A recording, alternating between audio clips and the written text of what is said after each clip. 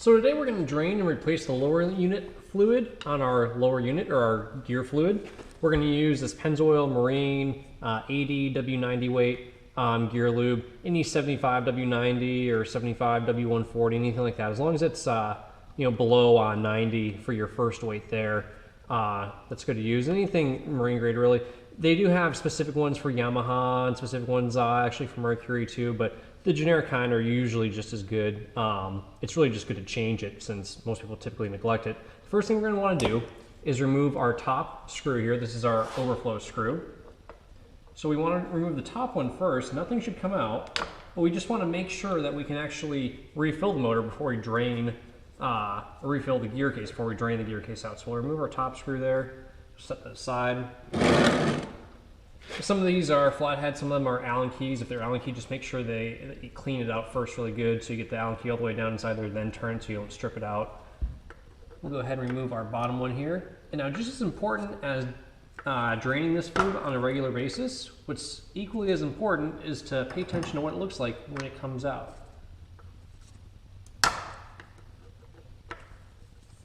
You want to note the color and the clarity and just kind of what the fluid looks like and how much too. Often these things will run low. So this is a brand new motor. It's clear. It's coming out really nice. There's a good volume of it coming out, filling up our bucket here. Oftentimes you'll see almost no fluid come out, grayish or milky-ish fluid. That means there's water mixed in with it. If it's really thick and kind of gooey, there might be a lot of metal particles. But if you have a magnetic drain screw, you'd see metal particles attached to it. Every time you shift this motor into gear back and forth, the gears quickly intermesh and a little bit of metal comes off. If you hear that click, click, click, click sound when you're going into reverse, you're going into forward, that's when you're really grinding the gears down and you're really tearing up the inside there, and that's when you're going to see a lot more metal come out. The more you use the motor, the more often it should be changed. And for heavy duty use like rowing, where you're constantly shifting forward, reverse, it should be changed pretty frequently, at least every 100 hours, if not more often. So we let all our fluid drain out there, and now we're going to go ahead and take our gear lube here. We'll cut the top off of that. Try to keep somewhat of a spout so you can fit that into the filler hole there. We're going to fill it from the bottom up. Then we're going to go ahead, line that up there. We're just going to squeeze all the fluid all the way through up there until it comes out the top overflow hole.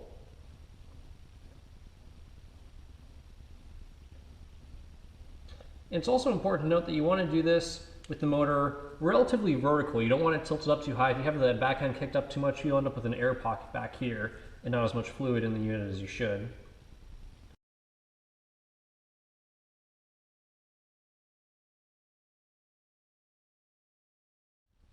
And we'll go ahead and put our finger there to hold what we have in.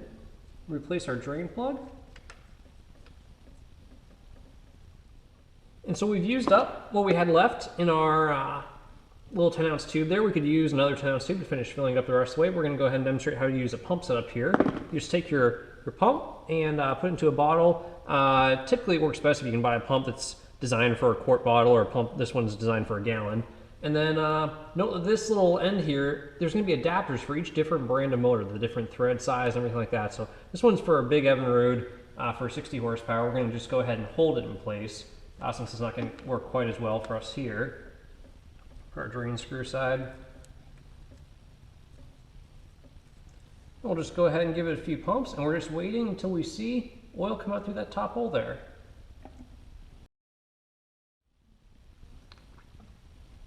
And now we see some oil coming out the top. We know it's full. We'll go ahead and take our top plug, replace it.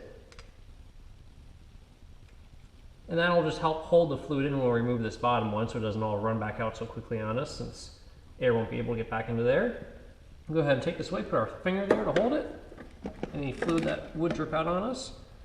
We'll take our bottom drain plug, reinstall it. And if you let too much fluid out when you're doing this, of course, there's going to be a tiny bit that drips out, but if you let too much out, you will have to start over and take your top plug out and start to refill it until the fluid oozes out the top again. It's really important to have enough fluid in these so you don't tear up your lower unit. To buy a new lower unit, it's about $1,200 to $1,400 on these motors, so it's quite expensive if you tear them up. and running them without fluid or not the proper amount of fluid will do that fairly quickly. We'll snug both these screws back up. We'll wipe all the extra oil and grease off the motor and we're done. So we got brand new lower unit fluid in there. Gear case is filled up, it's great. What we had in our drain bucket here looked good, so of course it was a brand new motor, so we'd expect it to look good. So pretty clear fluid, not gray or no water content in there, nothing to be concerned with. If we did have water in there, it would look something kind of like salad dressing, where you would see it kind of spackled around a little bit and different little dots. You can see how it just doesn't really mix. It kind of separates and you see a little separation there. The water is going to also sink to the bottom. So you'll always have water on the bottom and the oil on the top. So hopefully you found this video interesting. If you have any problems doing this, or if you find that you have exceptionally dirty fluid that comes out, grayish sludge, and you can't really get it all out of there, you can either change it more frequently until you work all that old stuff out, or if you have a hard time shifting the motor because there's just so much metal and gunk and bad fluid stuck in there, you can shoot us a note on the website, and depending on what the situation is, we can give you some advice how to get around that to get the remainder nasty fluid out of there and get it all cleaned up back to new. Thanks for watching. Good luck.